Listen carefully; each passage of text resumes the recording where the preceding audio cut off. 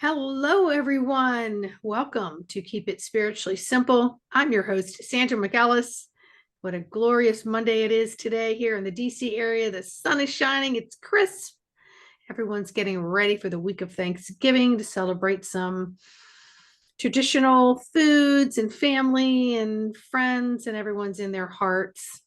And it is such a pleasure to have Dr. Nancy back on the show again. We're going to be talking about more on the master plant, medicines and all of her expertiseness and experiences that she has to share and her wisdom and plant wisdom to share with us.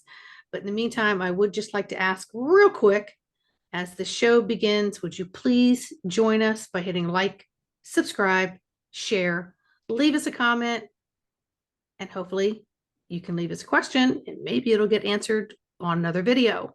So for those of you who are on our social network of like Spotify, iHeart, Amazon, etc., you can jump over to my YouTube channel, Sandra McAllis, and then you can see faces and personalities, and it's better to leave your question there. I'll probably see it more readily, and we'll go from there. So welcome, Dr. Nancy. Hi, Sandy. So I always enjoy being here with you. Always fun. I'm getting so used to seeing your background and all that. It's just as warm and cozy, and I just love it. I'm getting kind of attached to it because we've been doing a lot of series, and I'm just so enjoying, you sharing your book, Master Plant Teacher. Right. This is a great book Yeah. by Dr. Nancy. And of course, we'll have the link below and on where you can find her and order your books and all that good stuff. It's on audio too. So let's just jump right in here. Okay. Where do we want to go today? Well, I have a number of bullet points I wanted to go over, and we might as well start with chapter one. And so there's all these nice nuggets of wisdoms within each chapter, and so I decided to go through and just pull them out and then read a few, and we can go through and discuss them. The Give power any of entheogens. Yes.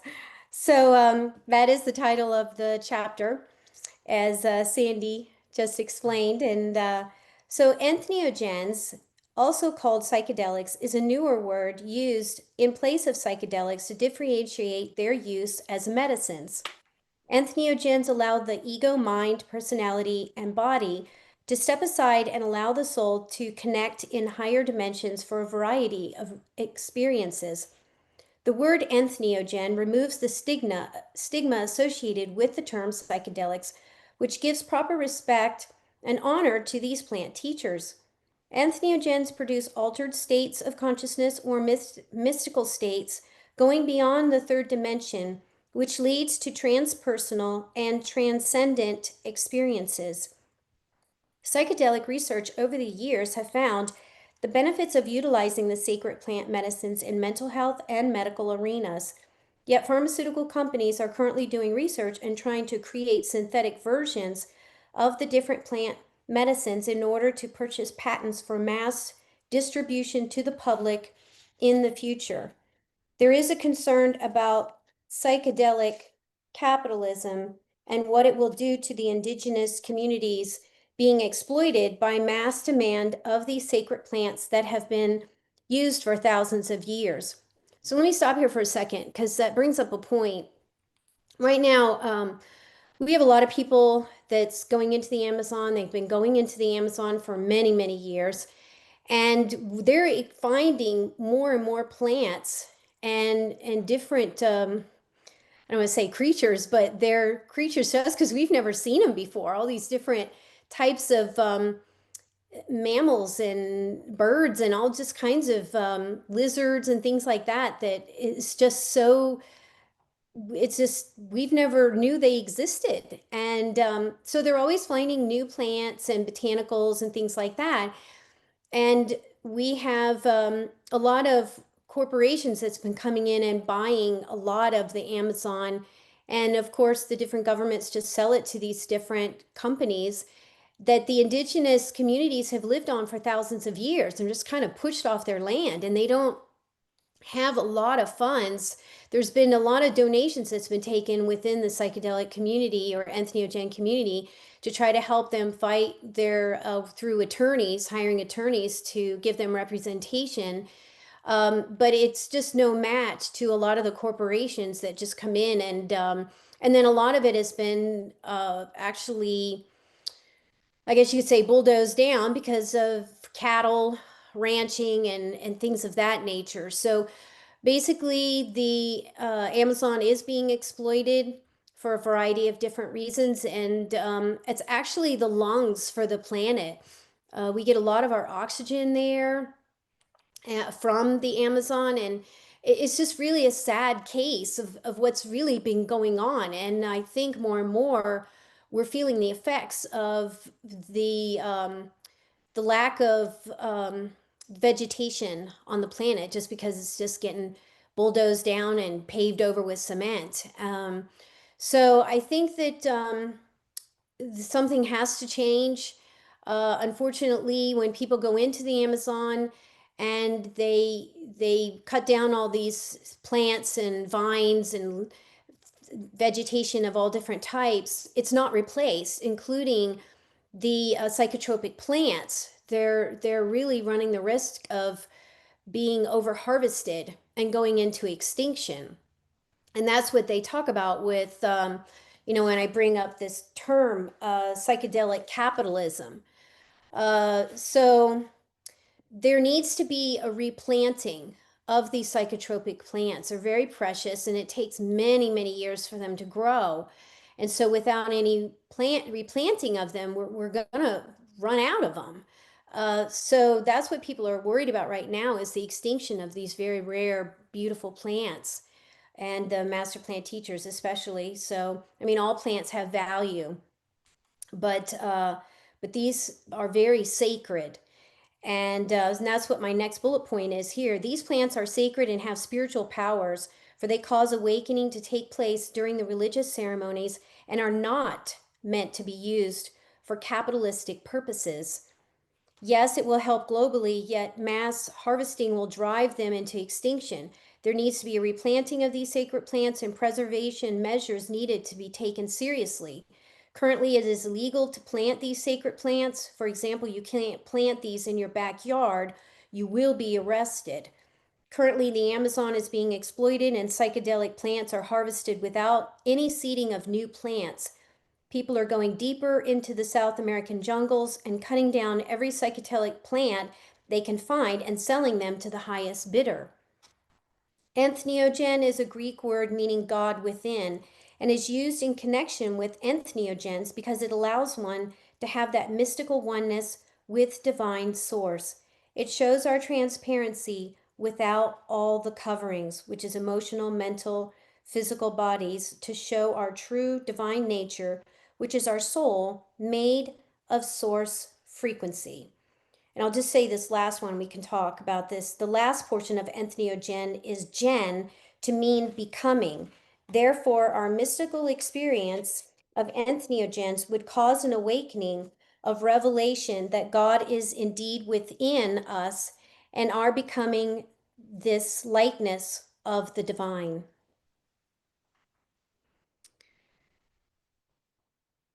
So I just didn't know if there was something that grabbed you there that you wanted to comment on.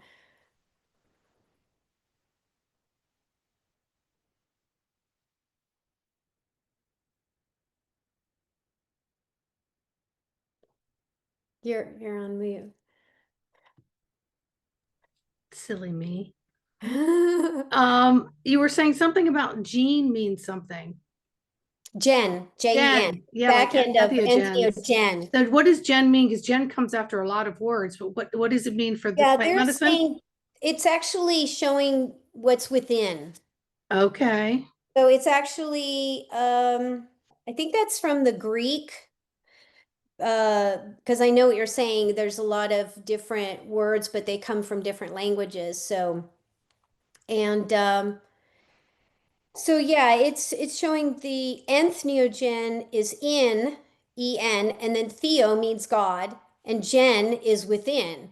So it's the God within, showing the God within. your God-likeness, your divinity, your Mm-hmm. oneness with source, because you are a piece of source and you can't be separate from that which you are made of. Mm-hmm. So yeah, it's showing our oneness with source.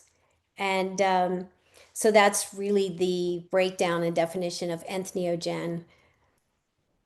Well, that just caught my ear.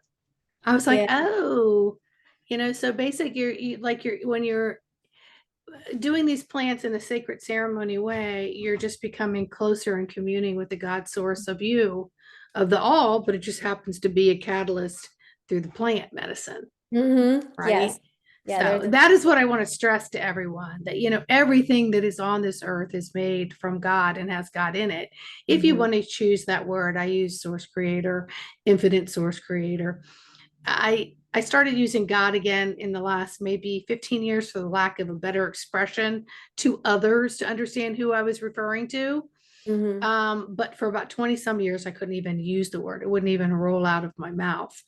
But at this point in time, becoming more neutral and seeing everything on this earth as in oneness, um, it doesn't matter how I explain it or what words that I use to express what it is I'm trying to say and on a deeper level. But these plants are just, I'm becoming more and more inquisitive about them because I'm learning so much more through you. Mhm. So keep going, keep going. Well, you Let's bring up a go. good point about the usage of these in the beginning of my book. I think it's in the dedication where it says source that goes by 10,000 names. And Oh, yes, yeah, I think it's either in the dedication or acknowledgement where I explain that. And so it's interesting because I think that's a process because I try really hard not to use the word God in my books because there's so many um well, a lot of people could be angry at God, disappointed in God. We fought wars in the name of God. So mhm, I use the word source, and people tend to really like that word. They connect with it because it's maybe more pure sense of the word towards that. So I only use God in the sense if maybe I'm paraphrasing someone else or it's a direct quote or for some reason it just seems like that's the word that fits best. But most of the time it's divine essence, it's source frequency, it's there's all these different expressions to denote creator that but source I tend to use. A lot of people can resonate with that word, and so I tend to use that one. And so, yeah, thank you for bringing that up because that is a good point. I mean, because when you say God, well, whose God are you talking about? Are you talking the Hindu gods? Are you talking about the and actually, people think that Hindu has all these gods, but actually they're just different deities. It's kind of like when Source has all these secretaries working for it, and that's what these deities are, different manifestation and expressions for God. And then same thing in the Egyptian religion. I talk about that in my first book, Our Divinity Revealed, where it ended up in the last dynasty finding out that that they thought that it was ended up being monotheistic, where it was just one god, and these were basically deities in the Egyptian religion that were doing the work of to help, in service to the divine plan. And so that was really revolutionary when they found that out, when they were able to crack the code. And I believe it was in the early 1900s or late 1800s when they cracked the code to the hieroglyphics. And they found that really it wasn't so much a religion that was fascinated with death as it was really it was religion about life, because they were not, the reason they were so into the afterlife is, and that's what we thought, and then when we ended up finding out that it was really the reason they were so into the afterlife is because it was so important how you live your life, and is what denotes your afterlife.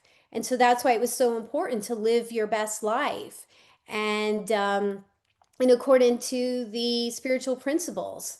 And so, really, if one wants to call themselves a Christian, then be the best Christian possible. Live the spiritual teachings of Jesus. If one wants to call themselves a Hindu, then be the best Hindu and follow the teachings of Krishna. And, if you want to call yourself a Buddhist, then be the best Buddhist possible and live your life according to the teachings of Buddha, whatever spiritual teachers, whether it's Guru Nanak or all these different amazing master soul teachers that have walked the planet is really, and many of them have said, don't make a religion out of me. That's one of the things Buddha said. Don't make a religion out of me. And they make a religion out of them. And then, the same thing with Krishna and same thing with Guru Nanak. It's like, no, follow the teachings. And I believe at the time, really, Jesus wasn't so much trying to start a new religion as he was trying to purify the one that he was born into. And that was the Jewish religion. And so it's very interesting. We have, and even today, we have master soul teachers walking the planet and really kind of reminding us, maybe not kind of, actually reminding us to live your best life according to the principles, spiritual principles, and therefore that will denote a much better afterlife. So yeah, I just had to kind of throw that in there. So anybody who's more fascinated into esoteric wisdoms, ancient spiritual wisdoms, that's I go into a lot of that in my first book, Our Divinity Revealed. So Thank so you. Thank you. yeah. Okay, so the entheogens provide vision-producing drugs, and these sacred plants are celebrated by being on the planet. Entheogens impart mystical experiences during sacramental ceremonies. Entheogens allow participants to cross the veil into other spiritual realms and have direct mystical experiences, bringing insights and a knowingness of their true identity and oneness with God. The meaning of entheogens is being called to be more relevant, as in discovering God within, to be a closer description of what a participant discovers when going inward during an entheogenic session. There is a reverence by the shaman towards this divine essence that is in these psychoactive plants, for they allow entrance into other realms. A highly trained shaman knows these transcendent realms. Of course, scientists, doctors are perplexed as to the hidden intelligence of plants, for they have not developed a relationship with the plant kingdom and only want to grind them up, place them in a capsule, and sell them for financial gain. Is there anything you wanted to, anything that came up? Okay, we'll keep going. The vegetalista shaman sings icaros, songs of reverence, to the plants while harvesting them, while they are cooking them, while they are in sacred ceremony. Otherwise, the healing does not take place, for it has to do with the shaman's training and relationship with the plants. Around the world, psychoactive plants grow, and for millennia, people have ingested them. There are documented customs of entheogenic mushroom use from thousands of years ago in Siberia, India, Scandinavian regions, Lithuania, Greece, and many indigenous cultures. Iboga, psychotropic plant in Africa, and psychospiritual entheogenic medicine plant, ayahuasca, from Amazon areas. Peyote cactus with the psychedelic substance is still used today by North American Native Indians and indigenous tribes in Mexico and South America.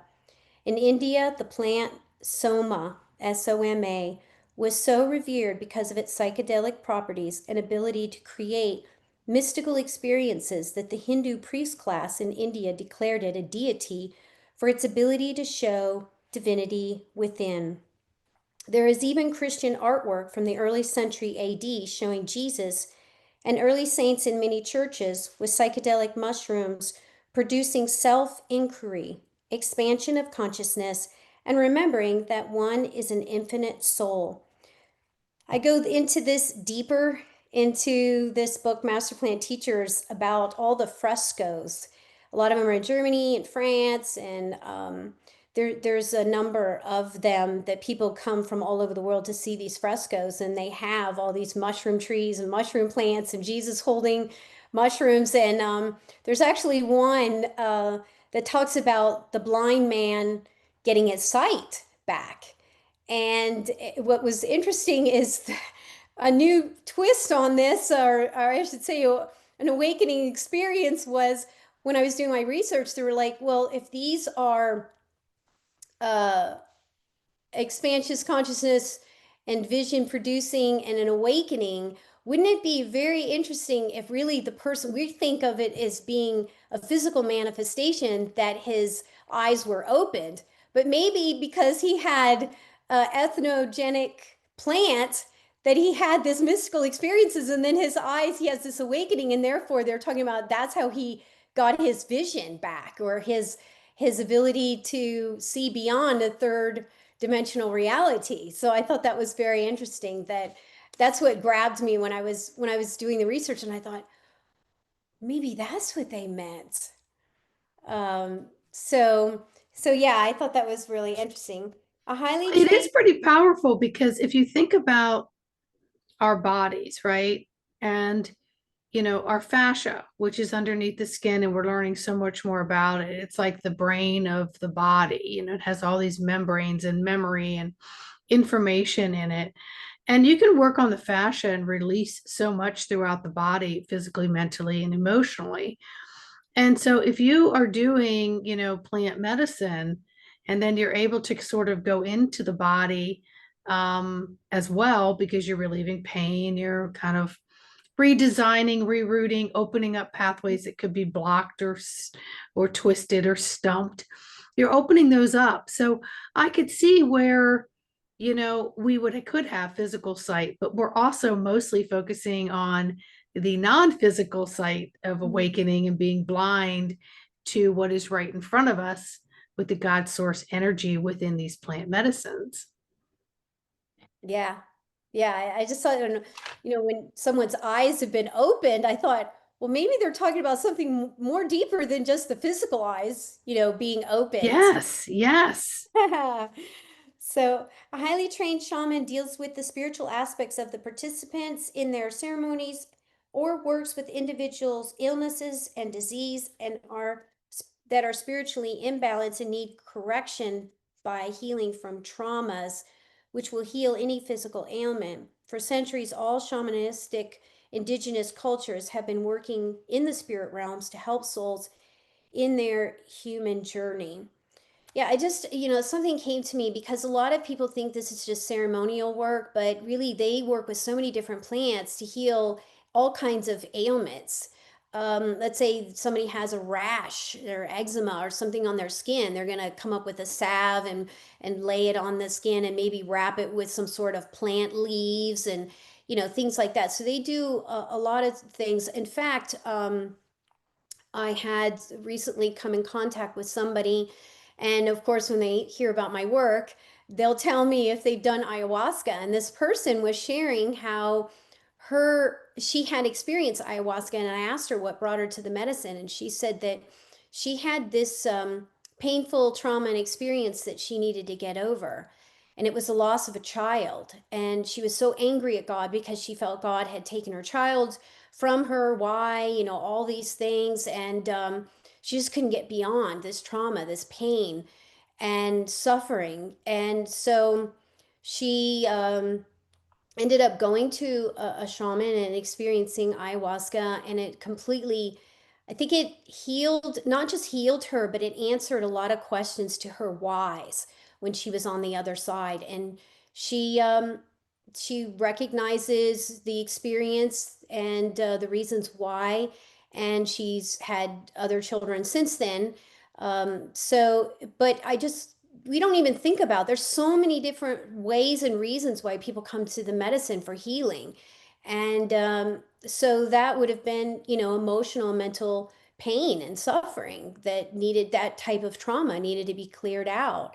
And so I think that it's just, I mean, we can't say enough about how sacred these plants are and how they've really touched people's lives in such a deep, deep way that maybe no other way can touch them. You can't always just take a pill from a pharmaceutical bottle and says, well, this is for your depression and good luck to you, and send them on their way with their little bottle. It's just, it's not a lot of times enough. And we can spend years and years and years. I'm not putting any, you know, therapy down, but a lot of times we can share our pain over and over and over so many different ways with different therapists, but and psychologists and psychiatrists and stuff. But is the healing complete? And she had tried all this, and it just wasn't.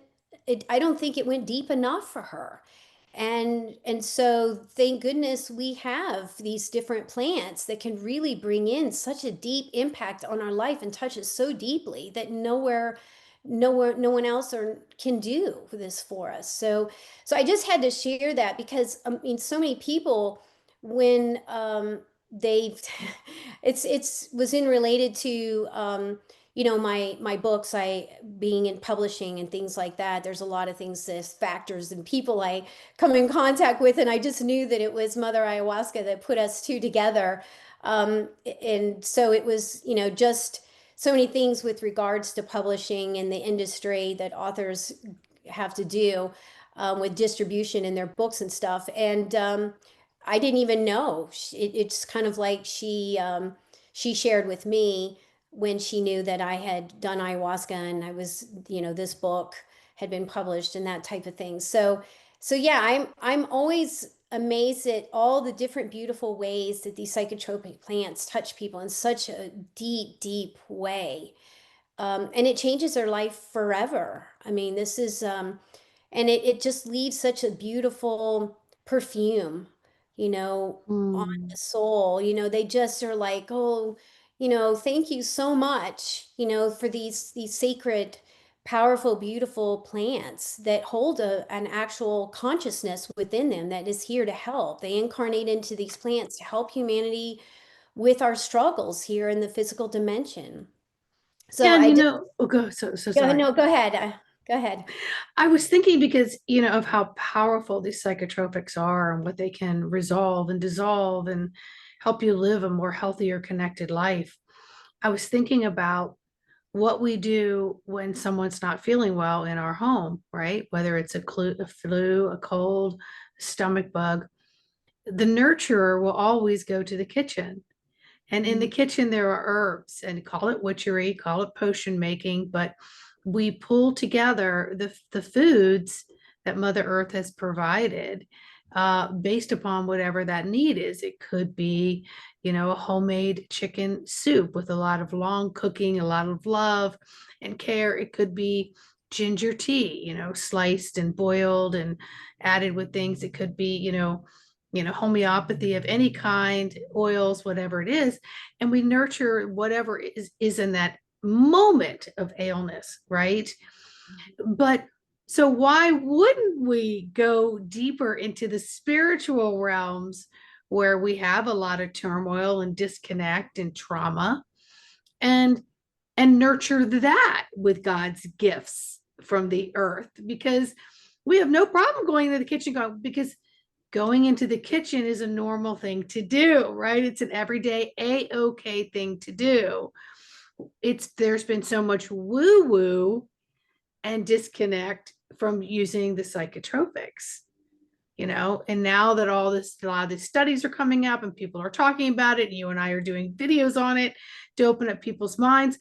So if you've got things that you want to unravel, you know come out of the kitchen and go on a sacred journey and see if you can resolve and dissolve and become closer to your God source self. Does that make sense? Yes. Okay.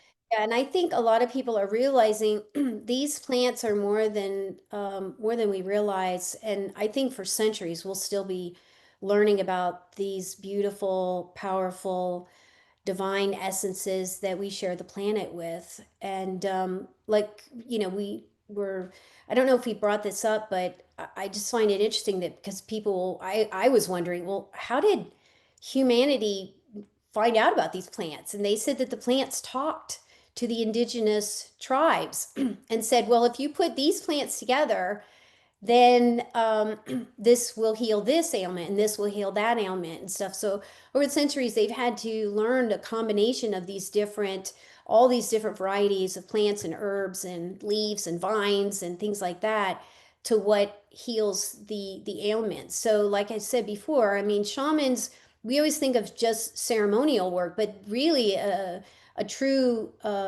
I should say a shaman that's deeply, deeply trained is going to know how to not just work with all of these variety of different plants for healing, but will be able to go into these dimensional realms with the participants and protect them during their travels.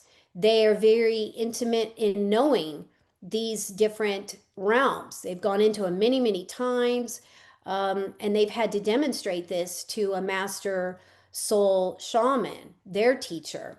And so I think that I would just have to say that, we always think of shamans as just doing ceremonial work, but it's way more than that. And it's a lifetime of work too. I mean, Yes, it's and training and done. skill and yes, You have to go back yes. into the forest at least twice a year, I've heard, to keep this connection with the plants. The plants get very jealous. You live in modern life, and so you need to keep that connection. And I'll go deeper into, there was a famous botanist, and he had this amazing connection with the plants. And he became so famous because for a variety of reasons, but one of them was because he knew so much about the plants. And he said, and they didn't know what his secret was, and it was because he was trying to tell the other botanists and other people that you have to develop a relationship with the plants, because then they'll tell you their wisdoms, but they're not going to tell you their wisdoms if you're not going to really develop this relationship. And isn't that true even in human relationships? Mhm. You have to bond with somebody. You have to know that you can trust each other and that type of thing. And over time, then you develop this relationship, and then you can share each other's wisdoms and maybe things that are deep within you that you normally wouldn't share with just anyone. So I just wanted to since we were talking about that. No, I think that's extremely important. I just do. But I was just seeing like, hey, it's so normal to go into your kitchen and whip up something Mhm. for what ails somebody. And maybe the next step is, okay, it's so normal to whip over there and get into some plant medicine for some other things that, you know, maybe you need help with. So Yes, I was yes. just seeing like you drive here and you get this, you drive there and you get that, then your pathway leads you to, into the forest and into, especially a sacred, journey into the deeper parts of you. I feel like that's going to be very That was normal a neat moving forward. connection you drew there, Yeah. going into the kitchen and then going further deep. Yes. Yeah, Yes. that was really Yeah, nice that because the you. kitchen's very baseline. It's very okay. It's very well, that's normal. Of course, you go into the kitchen and make chicken soup or do this or that. Of course, you make ginger tea. Of course, you would, get ginger ale or do this or that for somebody. I wanted to be like, well, of course you would go and take, you know, some sacred medicine and figure that out and have a better life. That's normal, That's what I want to see. Well, I think one day it will be considered normal. I think the Yes. stigma is going away, and I think more and more people are turning to alternative medicine. Mm-hmm. And so yes, in the Amazon culture, the shaman goes by the name Vegetalista because they work with different types of plants, and the name Curandero. Some plants are for healing, and others are for awakening and spiritual growth. There is only a thin veil between the physical reality and the etherical realities.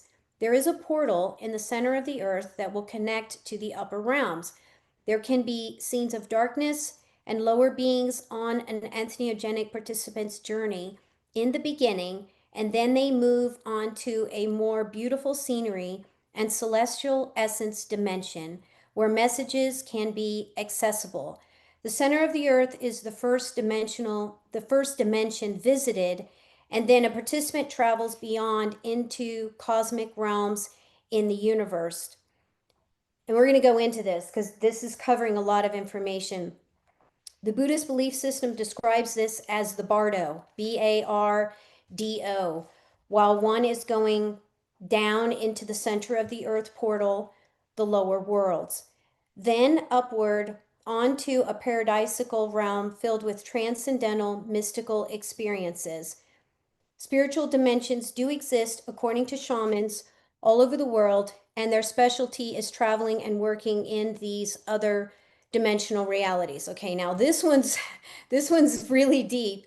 I have a little note here on this, and it talks about I'm going to actually share a personal experience. And usually I'm it's not that I'm guarded with them. It's just that sometimes it's just not appropriate to talk about some of these. But since we're talking about this, it's very poignant. Okay, so we're going to go to the first part. Yes, there is a very thin veil between the physical reality and these other dimensional realities. And there is a portal in the center of the earth that corrects. So, what happens when a lot of times people take these psychotropic plants or have these experiences, they can get trapped in these lower dimensions. So they'll say, "Oh, I had a bad trip." So there's a variety of different reasons of what's going on. And it's endless because it can be set and setting. It could be what their mindset was. Did they have a shaman that was guarding them as they go into these other dimensions and can kind of pull them out of these lower dimensions to move them up into upper dimensions? There's just so much. But when you're going, and this was interesting because one of my in my sacred ceremonies, because I knew so much about the Tibetan Book of the Dead, and they describe the Bardo experience. And this, I would say, verifies that a lot of the monks use plant medicine because why else would they talk about this? But and it's not, and when they're saying, oh, that's when somebody passes, well, it's the same when you are leaving this dimension and going into the other dimensions because you're dying to the third dimensional reality, that dimension, and you're moving into these other ones. And so, in a sense, it is a death that's taking place. We call it the ego death because it's just temporary, because the ego is, the third dimensional reality is the realm of the ego.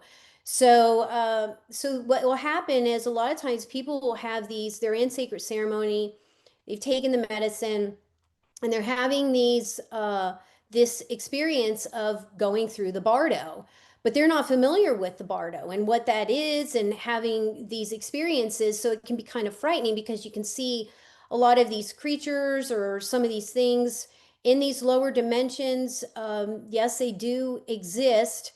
And I'll give you one of my experiences was I was going immediately as I was having the experience. I knew immediately. I was like, "Oh, this is the bardo that the Tibetan monks talk about."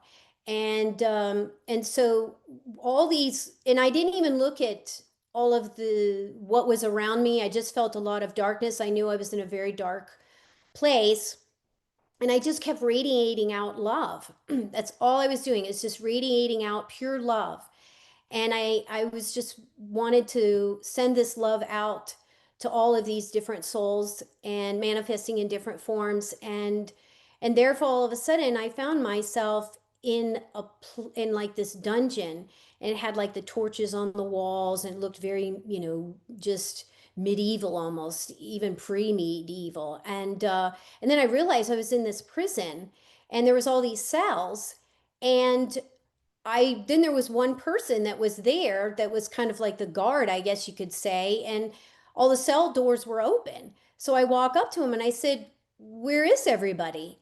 And the guard looks at me as if that, "Why are you asking me this?" He was saying, it kind of took him back, and he says, "Well, don't you know?" And I said, "No, what?" And he said, "Your love healed them. Your love freed them. That's the power of love." And I was just like so taken back because I wasn't even trying to, it was just pure radiating out love. There was no agenda. That's because I knew that's the transforming power of love. So for anybody who finds themselves in this situation when they're going through a sacred ceremony, just radiate out love. And you'll hear other people even talk about this, where they'll say, "Oh, I had all these creatures around me," and some people say they were mythical creatures or what have you. But then when they radiate out of love, they change the dragon into this beautiful white swan, or these beautiful, that it was almost like their nature came out, and it's like they purified them, their love purified them and transformed them. And or you'll hear someone have said, well, a lot of times maybe it's their fears that they're dealing with as they're going through the bardo. And so that love can transform that fear. And so there's so much going on in these mystical experiences that a lot of times people don't know how to unpack this, or they don't know how to handle all this stuff. And so that was just something I wanted to share because it, people can get trapped in these dark realms, and what ends up happening is they can't get out, and they feel trapped because they don't know how to get out, and they don't realize um, there are ways that you don't have to stay in these realms, but you have to go down to the center of the earth, that portal, and then it goes down, and then it shoots straight up into these upper dimensions. And that's just how we can get out of this physical reality. Some people don't necessarily experience the bardo. Not in all of my sacred ceremonies did I experience it. You know, it was that particular time I did experience it, and I think Spirit wanted me to have that experience. So, and maybe it was just to have a better understanding of the bardo. Maybe it was to heal some of these souls, even though I didn't realize that. I mean, that could have been part of it. But and then there was another time I wasn't. It's kind of, I laugh because I had a friend, and she it was my birthday, and she came over to visit me, and in my little goodie bag of for my presents and stuff, there was this it was wrapped in aluminum foil, and it was a little brownie, and I was like, oh, that's really cute. She says, oh yeah, yeah, I make them up sometimes. And so well, what ended up happening is, and then on her way out, she says, oh, by the way, that's an edible, and there's some THC in there. And I said, well, how much do I eat? And she says, oh, I eat a whole brownie, and it was like a little square. And she says, and I sleep like a baby. So I was thinking, well, who doesn't want to sleep like a baby, you know? So I ended up that night just cutting it in half and just having half of it. And well, let me tell you, I was up, my heart was racing, my brain was racing, and I think there was quite a bit in there. So I ended up, I just couldn't get comfortable. I mean, it was just one of those things where everything was racing, that I felt this, that was pretty powerful amount apparently. And so I laid down, and I was just trying to calm myself. And the next thing I knew, I find myself in a very dark realm. And I have all these people around me. And it was almost like it was so dark that when I was standing there, that the light that's within all of us, it was radiating out. My light that was coming out of me, I think, was lighting this very dark realm, and all these people were around me. But I didn't feel safe, and that I wasn't prepared. That was part of it, is when you go in to take these plants and these essences, you have to spiritually protect yourself. You have to be ready. And so I didn't think, because I was thinking I was just going to take a little, piece of this brownie and go to sleep. I wasn't spiritually prepared. And this is another thing too that people need to realize. This isn't just about like getting your trauma healed and that type of thing. This is, so there's more to this. And so because I wasn't spiritually prepared and I found myself in the dark place, I was trying to get out of this dark realm. And so all of a sudden, this person comes up to me, and it seemed like they were somebody of somewhat in charge. And I was not interested in having a conversation. And so I was like, I don't want to talk to you. I don't want to talk to anybody. I just want to get out of here. And, because I wanted to move up into the upper realms, thinking maybe there was a message for me or something like that. And talk with some other souls at higher levels. So the person's like saying, well, I really would like to talk with you because, and I guess it was the light that attracted all these other souls to me, and therefore this person. And I really was not interested in having a conversation. So I'm kind of really just saying, I just want to get out. And so the person says, well, my name, and then finally I said, okay, what's your name? And he said, my name is Thor, Thor. And I, it's actually, I really wasn't prepared that to speak with Thor because I thought he was mythical. I didn't think he was an actual real person. And so if anybody knows about Thor, he's the Norwegian he's a man and he has like the sickle in his hand or like the hammer, I should say, actually the hammer. And he says, well, actually, I'm in charge here in this particular lower dimensional realm. I'm actually in charge down here. And so then he caught my attention. So I was like, okay, fine, I'll talk to you now. And so I don't know what he wanted to talk to me about. So then I laid back down because I was so anxious. I was just walking around the bedroom and then I laid back down in the bed and then I ended up falling asleep. And when I woke up the next morning, I do not know on my conscious mind level what the discussion was about. So I don't think it was for my conscious mind to know. I think is was something that we went into a place where we discuss things that's beyond the mind. So my conscious mind and my subconscious mind don't have a record of it. Maybe my subconscious mind has a record of it, but it was not for my conscious mind to remember the conversation because I can't recall it. So again, I can't overstress that you spiritually have to protect yourself. You have to prepare yourself for these journeys. And so when somebody just takes something and then they have these experiences where they find themselves in these lower realms and they say, oh my gosh, this was terrible. I had a bad trip. I went to these dark planes and dark realms and there's all these creatures and people and things, and I don't think they understand what's really going on and the significance of how you really have to protect yourself spiritually. And so and you need a guide to be there, and that's where shamans who are highly trained to work into these realities, these different realities and these different dimensions can help you and get in and out and navigate through these and that type of thing. So, and that's not a lot that's talked about. And I share these personal experiences because I think it can help people realize the significance of how important these mystical experiences are and what you're doing and how impactful they can be. And so, I mean, thank goodness I had years and years and years of research and study as being a spiritual student for at that point 40 years.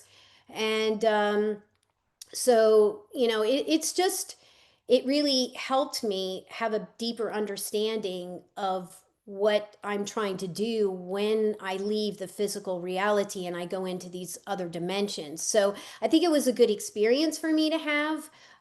Looking back, that just if somebody hands you an edible, be prepared because it might be powerful more than you realize, and you have to just prepare yourself spiritually that you may be, taking a journey. And THC comes in many different levels. Milligrams. Yeah, milligrams. And Yeah. but I have to say, they even THC, I had two very, very deep mystical experiences with THC. So don't underestimate it. It's if a plant wants to talk to you and a plant has something to tell you and a plant has something to show you and the plant has something to teach you, it's going to happen. These plants will come into your life and you'll have these mystical experiences and they will add to you.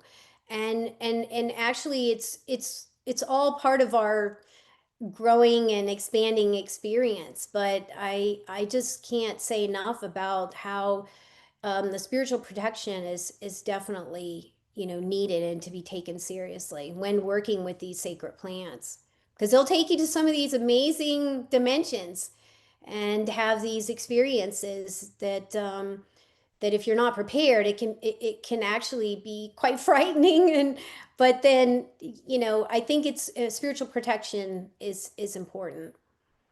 Thank you so very much.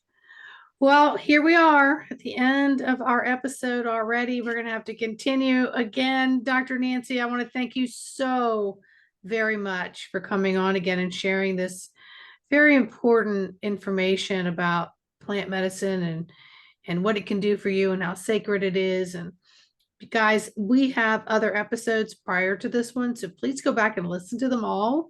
I think you're going to find a different relationship with this information with each episode.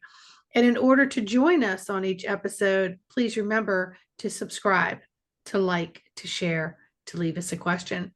Dr. Nancy, anything else you want to add before we go and have you back on to continue with more? Oh, yes, there's always more.